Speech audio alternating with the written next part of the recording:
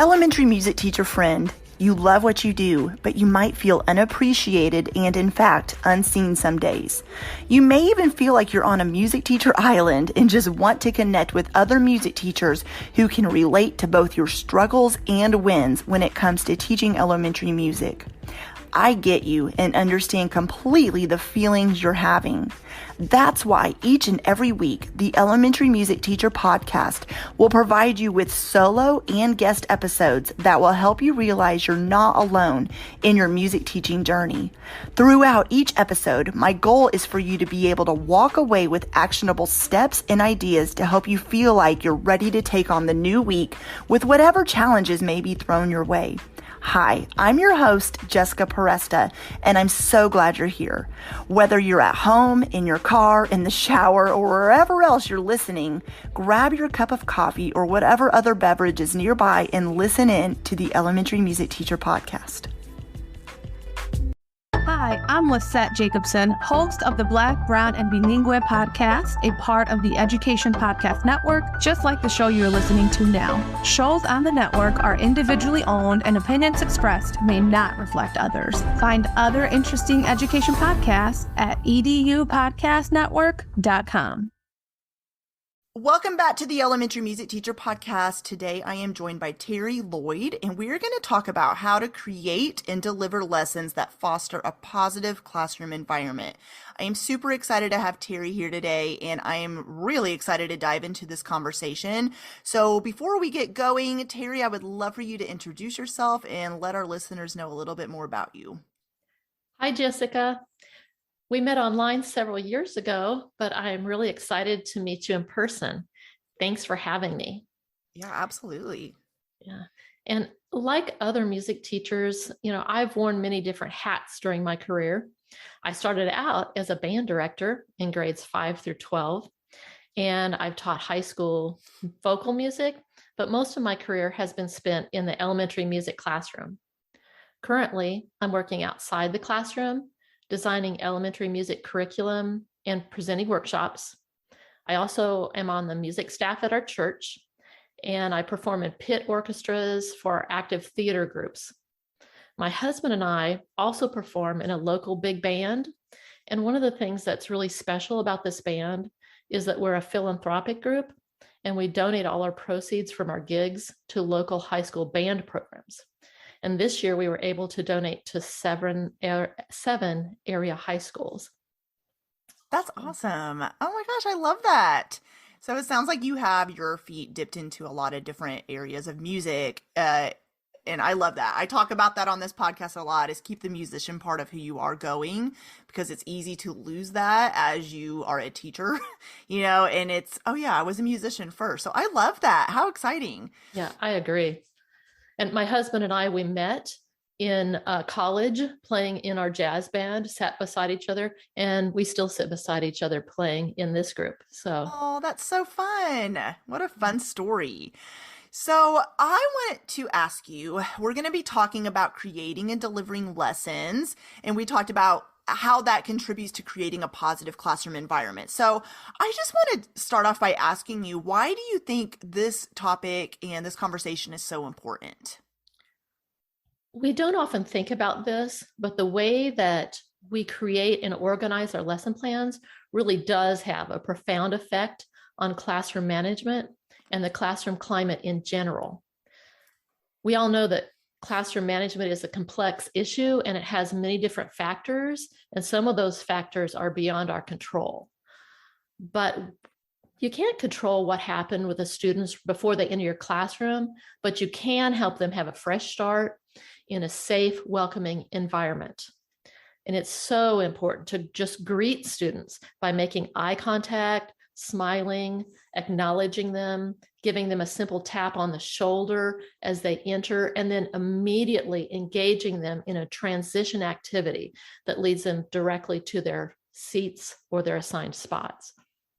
Something you said that really stuck out to me was about the fact that sometimes kids, this is something you said that just made me think about this. Sometimes kids will come into the music room and they have had an awful morning, or they have had some classroom management issues in, let's say, their regular classroom, and they come into the music room, and sometimes this happened to me several times. A teacher would be like, watch out for Johnny, or he has an attitude today. And I remember thinking at first I was like, oh, so immediately my thought would go, Johnny has an attitude. I immediately was like honed in on him and really kind of focused in on, okay, he has an attitude today. I just got to deal with it. But then I had a mindset shift and I said, wait a minute, just because he had an attitude there doesn't mean that I'm going to just view him as having an attitude in the music room. I want it to be a fresh start where I'm viewing him with fresh eyeballs and giving him a chance to succeed in here. So yeah, do you agree with that? Like, it's sometimes hard to just kind of not view kids as the way they acted in another classroom setting when they come into the music room. I 100% agree with that. And if Johnny hears the teacher say that, yeah, they're setting him up for failure. And so we need to just pull him aside and say, hey, whatever happened before, I'm sorry about that, but you get a new start, brand new start here. Let's have a good time. Yeah. Okay. Well, something you said just sparked that in my mind, because I just think it's easy to just, as teachers, the frustration's real and you hear them, just saying something about a child and you're immediately like, oh, well, I need to just be on guard with this kid. And sometimes, yeah, like sometimes they're telling you for a reason, like, hey, there's been some stuff, just so you're aware. But other times it is kind of just don't tell me about this kid, because I remember what happened to me with classroom management, where we're going to get into the lesson planning part, which helped tremendously. But something else that I remember talking to some classroom teachers that were like, how are you not having issues with that child in here? And I was like, I'm just not. I think because of that fact, because I just didn't look at them through this lens that everybody was putting them in this bubble, I gave them a chance to succeed in my classroom. And also some of that probably does contribute. Part of the contributing factor is sometimes kids just really enjoy music rooms, so they try harder for you. Honestly, sometimes that's what it is too. Yeah. I've had those experiences too. We're in a conference about a kid. I'm like, are you talking about the same child? Because I do not see this. I know. So you're like, oh, okay. But yeah. Well, I love your perspective on this. And so I want to dive into it further. And when it comes to lesson planning, one thing that teachers don't consider is their mindset, which we kind of just touched upon that. But why does planning start with the mindset around it? Everything relates to everything. I had a university professor who used to say this all the time, and she was right. Avoiding misbehaviors is always better than dealing with them. And one important way that we can avoid misbehaviors is to teach fun, engaging activities and to implement them in a compassionate, friendly manner with no wasted class time. If you make students wait for you while you pause and look at your lesson plans to see what's next, or you're reviewing directions for an activity, or you're getting out supplies, you're not connecting with them. Our time is so precious. And during those wasted seconds, you're inviting disruption, even if it is only for a few seconds. It's important to implement our lessons in a seamless manner. So what are some ways, because I know this is probably, and you working with teachers know this as well, but one of the biggest struggles is those transitional periods, or, oh my gosh, I forgot where I was in my lesson plan flow. Where am I?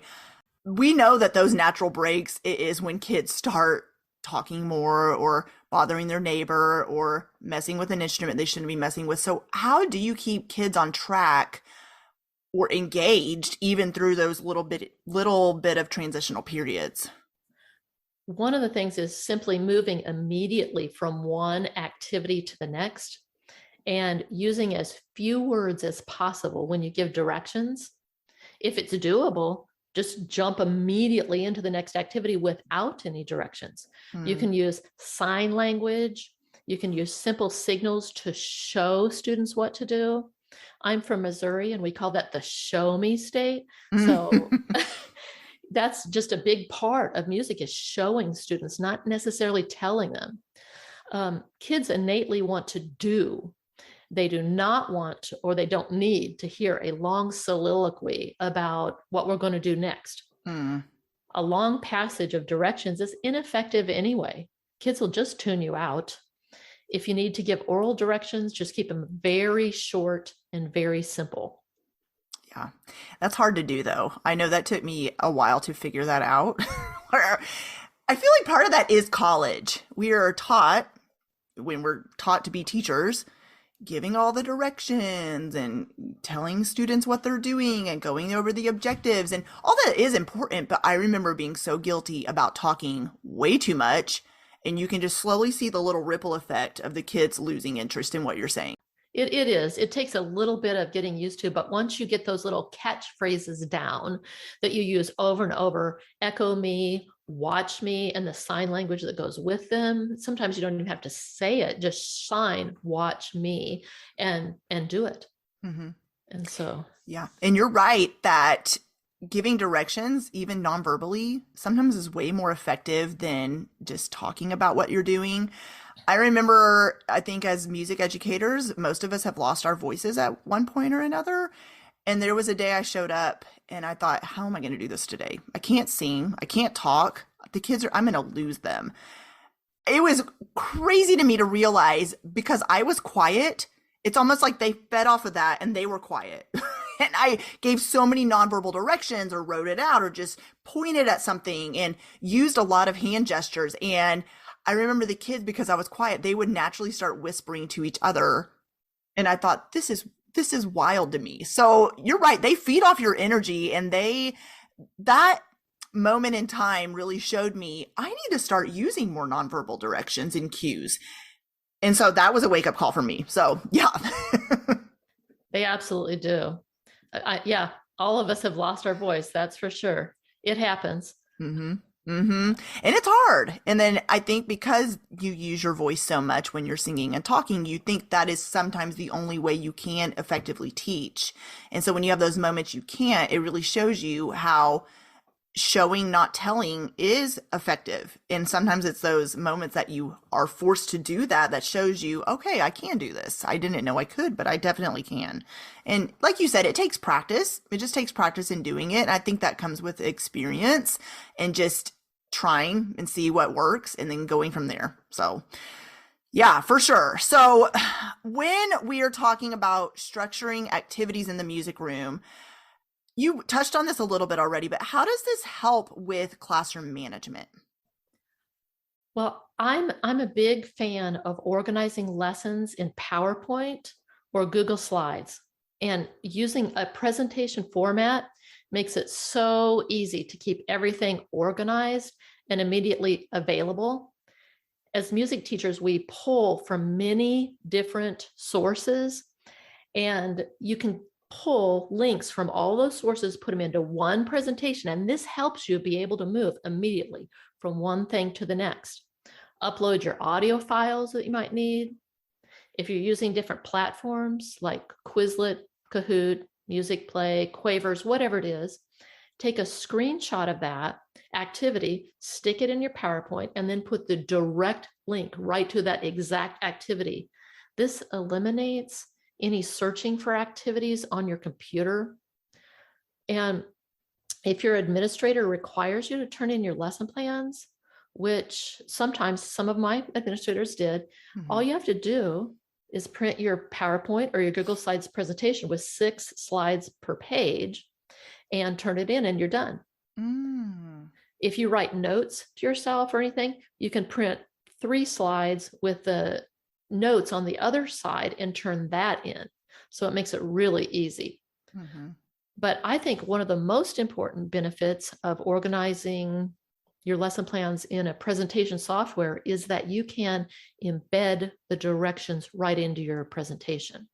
And that helps out with that talking less and teaching more that we talked about.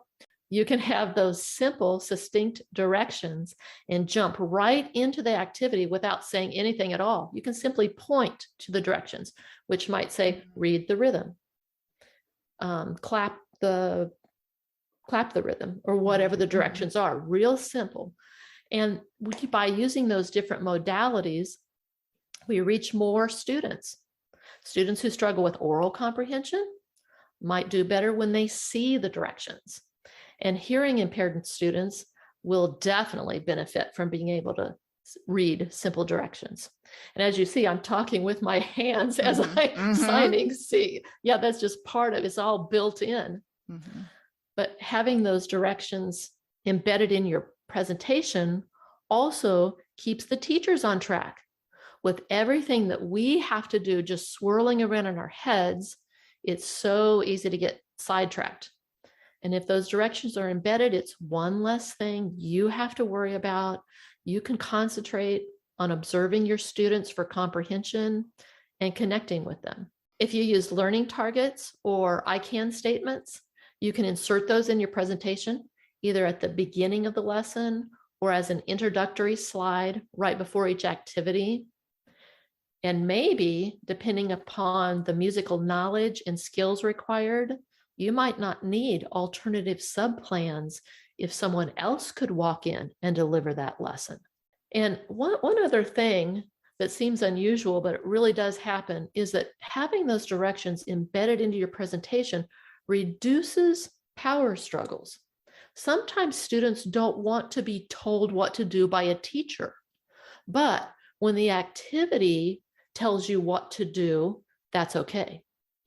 And I know that doesn't make much sense since the teacher creates the activity, but this really does happen. I created an activity and I made sketches of myself and I put it on in the activity showing hand signs for pitches. And the first time I did this, it was so funny because one boy in the back of the room just blurts out, that looks like her. And somebody immediately blurted out, that looks a lot like her. And the next person said, that's because it is her. So even when you put a picture of yourself in your presentation, kids often pay more attention. They're often more engaged than if you stand up there. There's not a power struggle between, I don't feel like doing that today. And so it's a really interesting dynamic. So when you're talking about creating lessons in PowerPoint or slide decks, do you suggest to teachers, so this makes it easier, but I would bet like the first time they do this, it is a little bit of a learning curve. And then after that, would you say just use that first set of slide decks they created as a template for weeks to come? Yes. And I like to plan at a month at a time because I feel like a lot of our younger teachers particularly aren't giving enough repetition to activities. And so students don't have ingrained, when you teach an activity, a student should be able to walk away from that classroom and sing that song or play that or do that game on the playground with friends. And we need to give them enough repetition to do that. And we're tracking, several classes at a time. I always had 3 first grades, 3 second, 3 of each grade level as we went all the way up K through 5. And in the corner of my lesson plans, I would put a little box and I would write down how many times each group did that. And 3 was kind of the magic number for us. Usually by the 3rd time we did it, we had it mastered. But when we did, I would black that out to show that that particular class is ready to go on. And recording that in the presentation makes it so much easier too. You know exactly where each class is. And then when you're done with that activity, you can just drag that and put it at the bottom of your slide deck. And you've got your next things for the month right there. And then next year, when you come back, and this was always important to me too, when I do a lesson, if something didn't go quite right, boom, I sit down and I modify it right then and there so that when the next 4th grade class comes in, we're doing it a little bit different. And so then the next year, when you pull up your March lessons, you've got everything that you did the last year. You can just either pull or move everything around for the next year. It becomes much easier the second year. And when kids are repeating activities, I love how you said you noted that of this is their 2nd time or 3rd time. You probably notice that helps with classroom management as well, because we already talked about nonverbal communication. Well, if you're playing a familiar game or song or activity, kids are going to immediately jump in and be engaged right away versus you needing to give instructions or explain it or show it. Do you notice that after you've done it 2 or 3 times, the classroom management is going even better? Absolutely. And one of the things I like to do too with that repetition is adding something new. Because then, okay, now we're going to add a body percussion. Second time, maybe now we're going to add a xylophone part, or now we're going to add, rhythm instruments, or now we're going to add scarves, a movement activity. So that helps keep them fresh also, but yet, and then you can, down the road, you can use those same songs and activities as your transition activities when students come in. They already know it. They can sing that song they can do that activity without looking. They've got it memorized. And so there are a lot of different ways to build on that learning. Yeah, and when you were talking, one thing I've always loved to do is when kiddos are coming in the room to play a song or have a body percussion activity going right away, where it's not, like you already said, not come in, go to your seats. Okay, look at the board. Today we're going to do this. No, immediately they walk in and you're just clapping a rhythm or doing some kind of body percussion, or you have a song playing and they just immediately know, oh, we're singing this. And that cuts down on classroom management issues, especially the talking issue, because I've always said if kids, and you know this as well, if their mouths are doing something and their bodies are doing something, they can't do much else because their brains are focused on that activity. So I love that you said that you can always use a song or an activity they've already done at the beginning of class. And that definitely helps with classroom management. I get asked a lot, like, what warm up should I do? And that's one thing I say is something you've already done. Like, just, it doesn't need to be complicated. I agree. I like to start those transition activities in the hallway. The students, even in the back of the row, they're engaged before they enter the room. So while teaching a lesson, having high expectations and teaching with enthusiasm is important. So why do you think this is? Well, our expectations for students become a self-fulfilling prophecy. If we believe that they can achieve at a high level, and we scaffold that learning into smaller, doable chunks, students will be successful. They will live up to your expectations. And it's important for us to create challenging but attainable activities, and then differentiation options for students of varying abilities. And we talked a little bit about choosing fun songs and activities that you enjoy. I can't tell you how many times that I've started a new activity and I say, this is one of my favorite songs as I introduce it. And my students would say, you have a lot of favorite songs. And I guess I do. But I recently had a teacher tell me that she wasn't really into a lesson and she was just phoning it in. And this happened to be the day that her principal showed up for an unannounced observation. She said her students weren't paying attention. They weren't engaged in the lesson.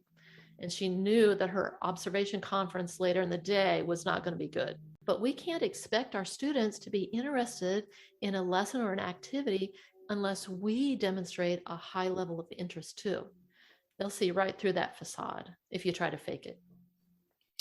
One thing I think is a struggle is when you were already talking about, you say your third, fourth grade class comes to you later in that week, and you've already done this same activity. This is maybe the third time, and you're feeling a little bit like, oh my gosh, I'm so tired of teaching this.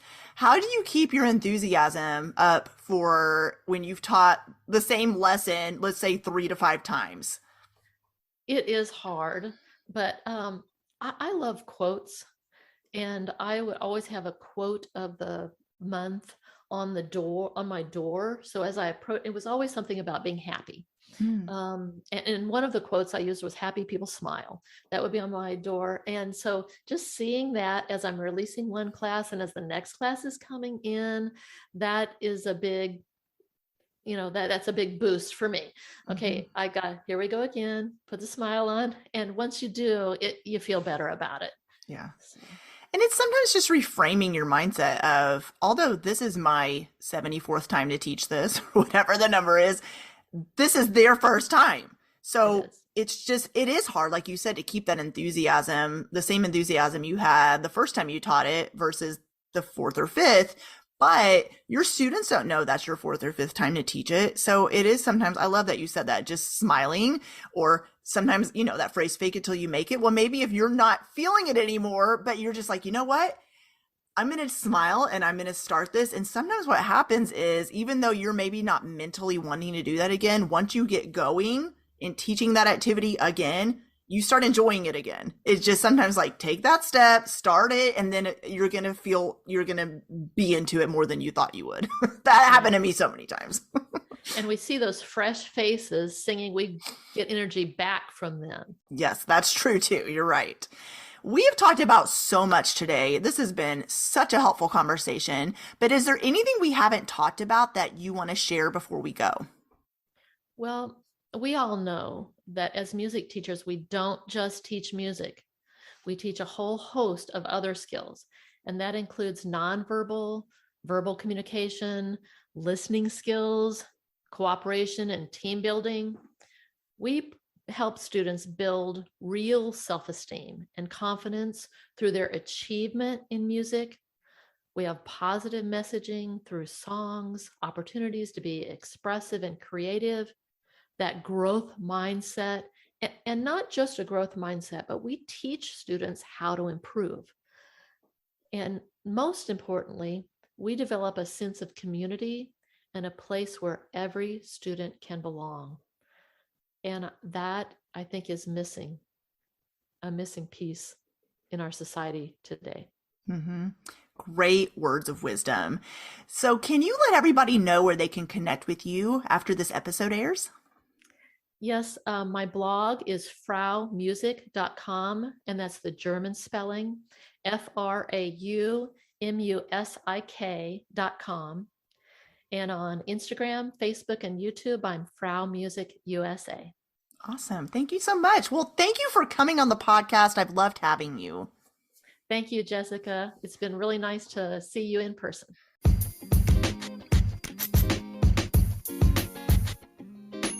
Hey, music teacher friend, I want to let you know about a free guide called 5 Steps to Simplifying Your Lesson Planning. We know as an elementary music teacher how stressful it can be planning lessons every single week for all the grade levels you teach that need to meet the state or national standards, that will reach different learning styles, and that are also fun and engaging for your students.